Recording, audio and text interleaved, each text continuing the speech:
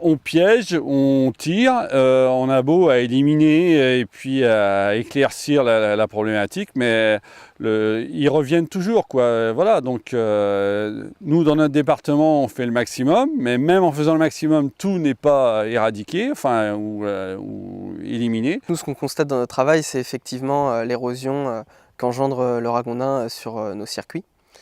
Donc c'est vrai que les berges sont de plus en plus abîmées, ce qui rend difficile l'accès et l'entretien des bords de parcelles. Et ça a un impact direct sur le paysage du Marais Poitevin. On remarque souvent des trous de ragondin.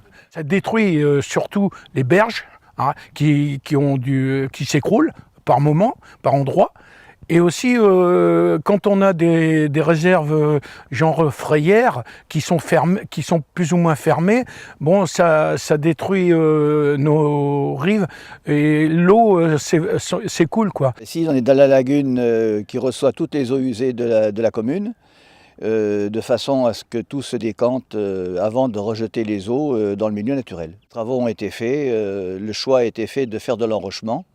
Ce qui est le plus efficace et peut-être aussi le moins cher. Je pense que ça ne va pas être facile de s'en débarrasser. On a constaté ce sont de nombreux dégâts sur les berges et sur les végétaux, donc végétaux détruits dans un des parcs de la ville en particulier qui est situé le long de la rivière Erdre.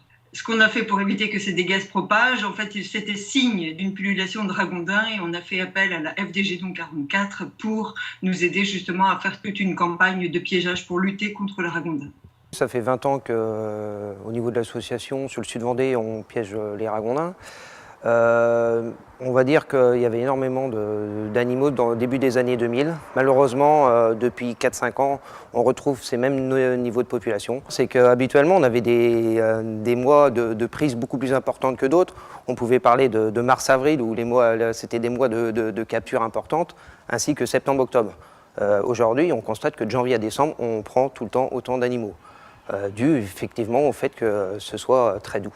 Quand on voit une recrudescence de trous, de gîtes de ragondins, on prévient les gens du Gidon ou ceux de la communauté de communes Vendée-Sèvres-Authise qui, elle aussi, fait du bon travail quoi, sur le piégeage. Le parc est situé le long de la rivière Erdre, il est connecté donc à la ville, au centre-ville et plus au nord donc par une longue promenade tout le long de cette rivière, aussi bien en rive droite et en rive gauche.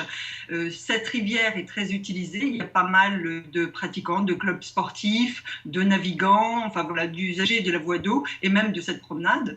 Et évidemment, il y a un problème là de communication avec aussi 2-3 sites de nourrissage qui ont été identifiés. Donc ce qu'on a fait, on a fait un panneau de communication sensibilisation et on a également donc il y a une association environnementale qui est associée donc à la démarche qui a permis aussi de compléter par le contact justement en faisant une sensibilisation auprès de certaines personnes, également la FDG Don lorsqu'elle est présente justement travailler cette communication.